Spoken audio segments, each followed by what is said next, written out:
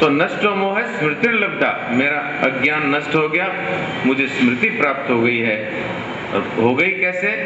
त्वत्प्रसादा, आपकी कृपा से। क्या हम तो पुरुष हैं लेकिन हम भी निगुरे हैं, हमारा कोई गुरु ही नहीं है, तो हमारी मुक्ति कैसे होगी?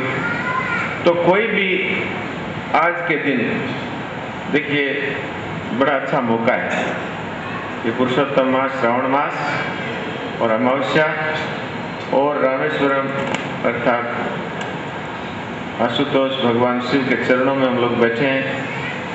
ये पुण्य भूमि है। यहाँ पर आज हम जिसके जो इष्ट देव हैं, भगवान कृष्ण का नाम लेने से कोई अर्थ नहीं है कि कृष्ण जी को ही बनाए, कोई राम जी को गुरु बनाना चाहे तो वही राम जी, वही एक परमात्मा कैलाश में शिव के रूप में विराजमान है, वही गोलोक में भगवान कृष्ण के रूप में विराजमान है, वही वैकुंठ में भगवान विष्णु के रूप में विराजमान है, वही एक परमात्मा है, वही साकेत में भगवान राम के रूप में विराजमान है।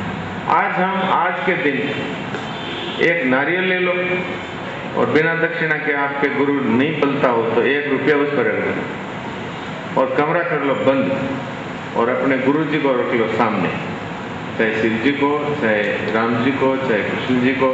देखिए शिव जी और राम जी एक दूसरे की उपासना करते हैं, तभी तो रामेश्वरम, ये राम जी के ईश्वर है और इनके ईश्वर राम जी है।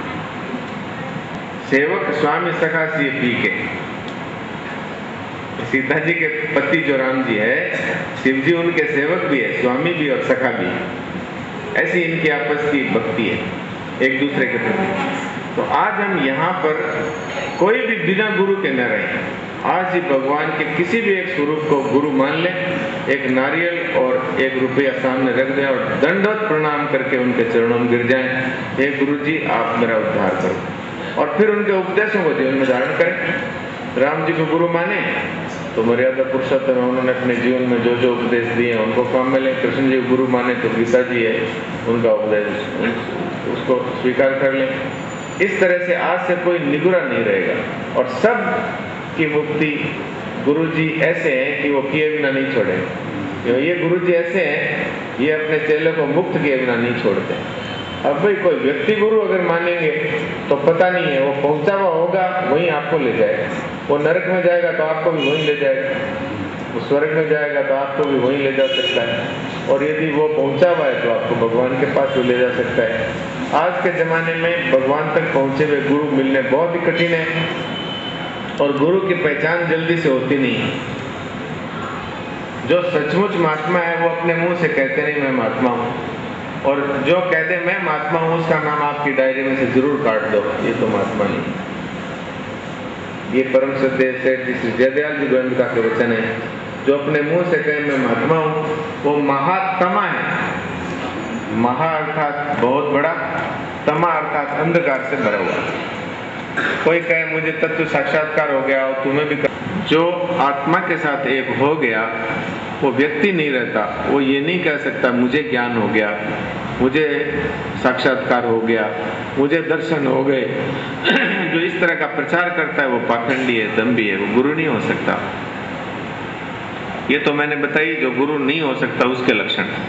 जो कहे कि मेरा अंगूठा धो के पियो, जो कहे मेरा जूठा खाओ, जो कहे मेरा फोटो गले में लटकाओ, जो कहे मेरे नाम की माला फेरो, जो कहे मेरा चित्र रख करके उसकी पूजा करो, वो गुरु नहीं होता। और जो शिष्य बनाने के लिए लालायित रहता है वो तो चेला दास है, क्योंकि उसको तो चेलों की गरज है, तो वो गुरु होके क्या न्याल करेगा। जो आपसे धन चाहता है, जो आपसे मान चाहता है, जो आपसे और कोई अपनी इच्छा पूर्ति करना चाहता है, वो कभी आपका गुरु नहीं हो सकता और वो आपका उद्धार नहीं कर सकता। इसलिए ऐसे व्यक्तियों से कई किलोमीटर दूर रहो, उनके आसपास जाने पे भी खतरा है। जी के ऊपर उनकी ये डिटेल्ड कमेंट्री है या यूं कह दे व्याख्या है, उसमें लिखा है सच्चे गुरु के, सच्चे महात्मा के लक्षण क्या है। ये भी साथ में लिखा है कि कोई गारंटी नहीं है कि इन लक्षणों के आधार पर आप उनको पकड़ ही लें, लेकिन बहुत कुछ इससे आपको सहायता मिल जाएगी कि ये कोई महात्मा हो सकता है, गुरु बनाने लायक हो सकता है। उसमें भी हो सकता है ये कहा है, कोई ये ना समझे भाई मैं गुरुओं की निंदा करता हूँ, मैं तो खुद ही किसी गुरु का शिष्य हूँ, मैं निंदा नहीं करता, लेकिन मेरी ये पक्की धारणा है कि बिना गुरु के मुक्ति हो सकती है। आप में से कई लोग कह सकते हैं ये क्या उल्टी बात कहता है, भगवान राम ने गुरु बनाया, कृष्ण जी ने गुरु बनाया, किसी ने खुद ने गुरु बना रखा है और ये ऐसी बात बोलता है। देखिए, जब ये बाना पहनना होता है तो किसी के हाथ से कपड़े लेने पड़ते हैं, इसलिए वो समझ लीजिए कि वो गुरु है। लेकिन वास्तव में गुरु कौन है? अपना विवेक, अपना ज्ञान। गुरु भी हमारे ही ज्ञान को प्रकाशित करते हैं। यदि हम उनकी बात मान लें तो हमारा उद्धार हो जाता है, नहीं माने तो बोले गुरु जी घर में बैठे रहो, हमारा उद्धार नहीं होता। लेकिन एक प्रश्न मैं सभी बुद्धिजीवियों से, महिलाओं से, पुरुषों से पूछता हूँ, यहाँ तो बड़े बड़े विद्वान भी बैठे हैं, यदि गुरु के बिना मुक्ति नहीं होती तो सबसे पहले जिसकी मुक्ति हुई उसकी कैसे हुई? अरे कोई की तो मुक्ति पहले हुई होगी, वही तो गुरु बना होगा, उसकी कैसे हुई? और अगर उसकी बिना गुरु के मुक्ति हुई तब तो वो गुरु बना, उसको मोक्ष मिला, तब वो मोक्ष पद को प्राप्त हुआ तो उसने शिष्य बनाए, फिर उसके दूसरे शिष्य बने। तो किसी एक को यदि बिना गुरु के मुक्ति हो सकती है, अर्थात अपने विवेक रूपी जो गुरु है उसका आदर करने से मुक्ति हो सकती है, तो सारे संसार के लोगों की क्यों नहीं हो सकती? ये तो रूल तो नहीं हुआ ना कि बिना गुरु के मुक्ति नहीं होती। और आज तक जितने बड़े बड़े गुरु हुए हैं उनकी शिष्य परंपरा में सबकी मुक्ति हो गई हो, ये आवश्यक नहीं हुआ। एक सेठ जी श्री जयदयाल जी गोविंद का हुए, उनके पीछे से एक स्वामी जी महाराज हुए, और कितने हुए जरा बताओ? एक हनुमान प्रसाद जी पोद्दार हुए, उनके पीछे और कितने सारे जीवन मुक्त हो गए, बताओ?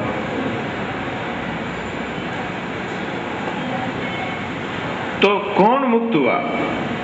जिसने अपने गुरु की बात को अपने जीवन में स्वीकार किया, वो मुक्त हो गया, दूर बैठा ही हो गया।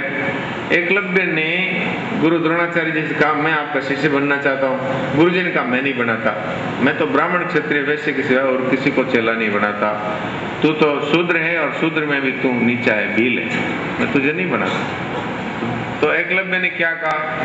कोई बात नहीं। वो तो अपना गुरुजी की एक मूर्ति बना करके उनसे पूछ पूछ के धनुर्विद्या सीख गया, और सीख भी ऐसी गया कि अर्जुन को भी मात कर दिया। जंगल में एक कुत्ता भौंक रहा था और वो अभ्यास कर रहा था, तो बार बार डिस्टर्ब हो रहा, तो उसने ऐसे बाण मारे कि उस कुत्ते का मुंह भी बाणों से भर गया और उसके कहीं खरोंच भी नहीं आई। जब वो कुत्ता पांडवों के आगे से निकला, वहां द्रोणाचार्य जी भी थे, कहा ऐसे बाण किसने मारे? तो देखा भाई कौन है आसपास में, तो वहां पर वो भील का लड़का खड़ा है। अरे ये कुत्ते का मुंह किसने बंद किया? बोले हमने किया। तो तुम कौन हो? मेरा नाम एकलव्य। तुम भाई किसके शिष्य हो? तो मैं गुरु द्रोणाचार्य जी का। बोलो तो मैं हूँ। तो बोले फिर आप ही हो, और कौन है? मैंने तुम्हें कभी शिक्षा नहीं दी। बोले आपने नहीं दी। मैंने तुम्हें कभी शिष्य नहीं बनाया। बोले हाँ आपने नहीं बनाया, लेकिन मैंने शिक्षा भी ली और आपको गुरु भी माना। अब बताइए आखिरकार क्या हुआ? गुरु द्रोणाचार्य जी ने सोचा कि अर्जुन से भी बढ़ करके धनुर्धर हो गया, और मैं ये कहता हूँ पृथ्वी पर अर्जुन से बढ़कर कोई धनुर्धर नहीं है, मेरी बात झूठी हो गई, इसको सच्ची कैसे करूं? तो झक मार करके उसको शिष्य माना। कैसे माना? तुला गुरु दक्षिणा दे। जब आप शिष्य नहीं मानते तो गुरु दक्षिणा लेने का आपको क्या हक है? बोली। तो झक मार करके कहना ठीक नहीं है, लेकिन बात तो ऐसी है कि मजबूर होकर के उनको शिष्य मानना पड़ा, उससे अंगूठा लिया। तो आज भी भील जाति के जो लोग हैं वो बाण चलाते हैं तो अंगूठे का प्रयोग नहीं करते। आज भी आदिवासियों में आप जाके देख लीजिए, भील है वो आज भी बोले अंगूठा तो गुरुजी को दिया हुआ है। तो शिष्य बनाया नहीं जाता, शिष्य बना जाता है। लेकिन वैसे गुरु न तो आज कोई उपलब्ध होने संभव है, ऐसा लगता है मुझे, तो असंभव जैसा ही लगता है। लेकिन वो जो कुछ लक्षण है वो आपके सामने रख दूं, फिर मैं अपना वक्तव्य शेष करता हूं, क्योंकि आगे के कार्यक्रम होने वाले हैं। सबसे पहली बात यह है, जो भी आपसे किसी प्रकार का स्वार्थ का संबंध नहीं रखते, ऐसे कोई भी संत हो, महात्मा हो, ग्रस्त हो, उनमें हम समझ सकते हैं जिनके सामने जाने से दुराचारी भी अपना दुराचार कुछ समय के लिए छोड़ देता है, तो सदा के लिए छोड़ देता है, तो समझना चाहिए कि इनमें कोई करामात है। हम कोई बात मन में लेकर जाएं और वो हमारे से बिना पूछे ही उसका उत्तर देने लग जाए, अरे यही बात तो आज हमको पूछनी थी, आज तो उन्होंने यही बात कह दी। अथवा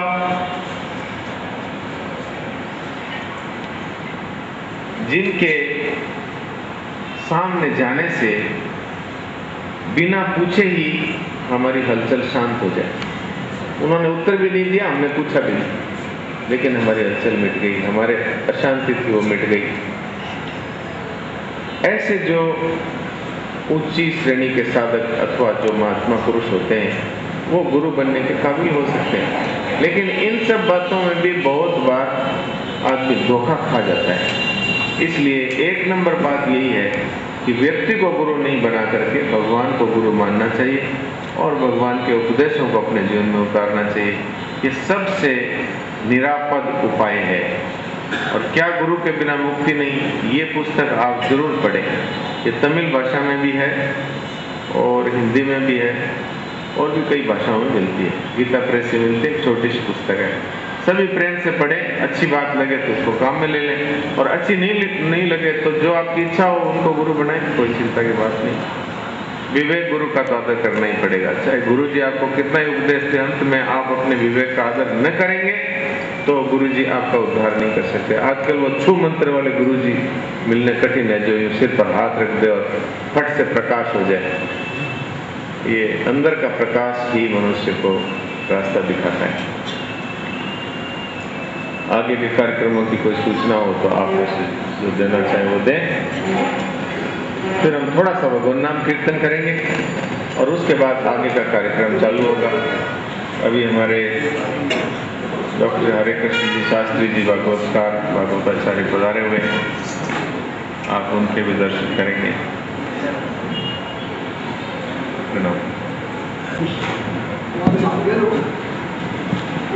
हम में आज एक सुखद संयोग बना है, जहां गंगोत्री रूपी स्वामी श्यामादास जी महाराज और यमुना मैया के कृपा पात्र आदरणीय डॉक्टर हरे कृष्ण शास्त्री जी हमें सानिध्य प्रदान कर रहे हैं। सौरभ एक छोटी सी बेंगलुरु की संस्था है जो अनेक धार्मिक आयोजन करती है। आज ये हमारा सुखद सौभाग्य है कि महाराज जी के मुखारविंद से जो विचारधारा है और जो कुछ भजन है उन्हें हमने एक कैसेट के माध्यम से मोतियों में पिरोया है। ये एक प्रयास है जो महाराज जी को सौरभ द्वारा समर्पित है। जब महाराज जी बेंगलोर में प्रवचन कर रहे थे, भाई श्री चंद्र प्रकाश जी मालपानी के गृह स्थान पर, तो आपका एक भजन हम लोगों ने सुना, बहुत प्रभावित हुए। तभी एक प्रेरणा हुई कि इन भजनों को एक कैसेट द्वारा प्रचारित किया जाए ताकि सद्ज्ञान जो उपस्थिति से नहीं पहुंच सकता है आपके घर तक पहुंच सके। उस प्रेरणा को मूर्त रूप दिया और आपके सम्मुख आज इस कैसेट का विमोचन हो रहा है। हम 2 कैसेटों का विमोचन करने जा रहे हैं। एक का टाइटल है उड़ जाएगा हंस अकेला, जो लगभग निर्गुणी भजन पर आधारित है, काया पर आधारित है। आपके लिए चेतावनी है कि भगवान को कभी नहीं भूलना चाहिए, सब कुछ भगवान का दिया हुआ है। इस माया जगत में आप सब कुछ विस्मृत कर देते हैं, इससे कोई फायदा नहीं है। आपको परलोक सुधारना है तो भगवान का स्मरण करना ही होगा। दूसरी कैसेट है प्रभात फेरी के संकीर्तन के लिए हरे रामा हरे कृष्णा धुन पर आधारित है, जो चैतन्य महाप्रभु का महामंत्र था, जिसके द्वारा अनेक संतों ने भगवान कृष्ण का बोध किया। प्रभुपाद जी स्वामी हैं और अनेक वृंदावन वासी इस मंत्र को आज भी अपने जीवन में उतार रहे हैं। ये हमारा परम सौभाग्य है। तो ये विमोचन करने जा रहे हैं डॉक्टर हरे कृष्ण शास्त्री जी। मैं भाई श्री निरंजन जी सारडा जो हमारे सौरभ के अध्यक्ष हैं उनसे निवेदन करूंगा कि वो महाराज जी का माल्यार्पण कर स्वागत करें।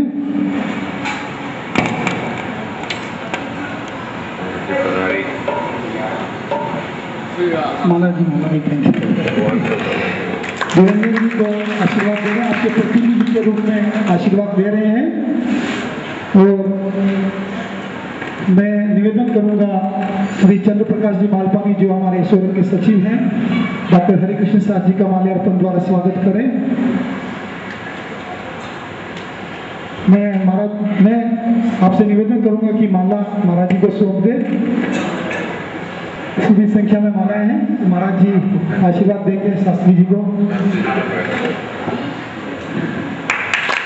ये गंगा यमुना का संगम है और संतों का सानिध्य है और आप बहुत सौभाग्यशाली हैं जो दो बड़े विद्वानों को, जो धर्म प्रचारकों को यहाँ पर आप दर्शन प्राप्त कर रहे हैं। और मैं अनुरोध करूंगा डॉक्टर हरे कृष्ण शास्त्री जी जो खुद संगीत के डॉक्टरेट हैं, विशारद हैं और हमारे पास शब्दावली नहीं है क्योंकि सागर को गागर में डाला नहीं जा सकता है। तो ऐसे व्यक्तित्व से मैं निवेदन करूंगा कि महाराज जी की कैसेट का विमोचन करने का सौभाग्य प्राप्त करें। उपलब्ध है उस स्थान पे आपको पंक्ति पर जाना पड़ेगा, वहाँ काउंटर रखा है। इसका मूल्य न्यूछावर 30 रुपये प्रति कैसेट है, 50 रुपये प्रति सीडी है और उस काउंटर से उपलब्ध होगी। और कल की कुछ मैं सूचनाएं आपको देना चाहूँगा।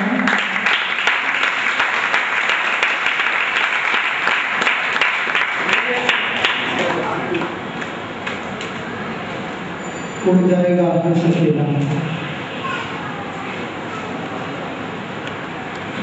इधर सुनिए, उड़ने दिखाने के लिए ये सीडी है।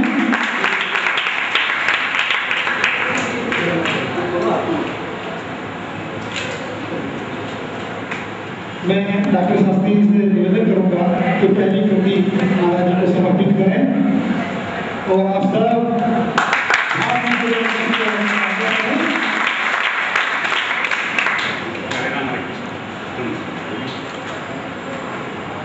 स्वयं कृष्ण भगवान आकर हरे राम हरे कृष्ण का विमोचन कर रहे हैं। डॉक्टर साहब 8 साल तक रास में भगवान कृष्ण के स्वरूप को धारण करते थे। 16 स्थान भगवान का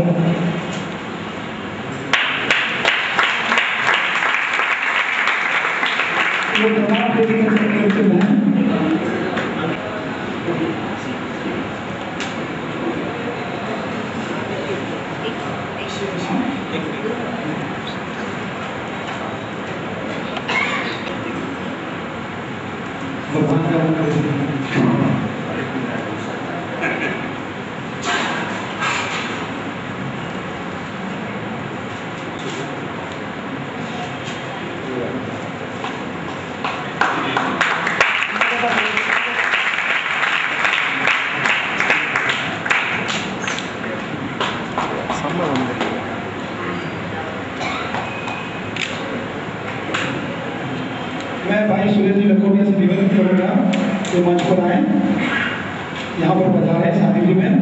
सूरज भाई जी एक सेकेंड, रील सेंस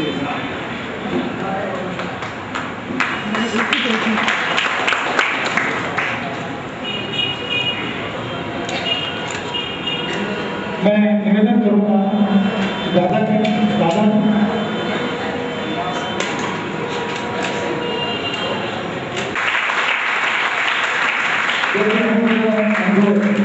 भगवान के बच्चों को जान आता है।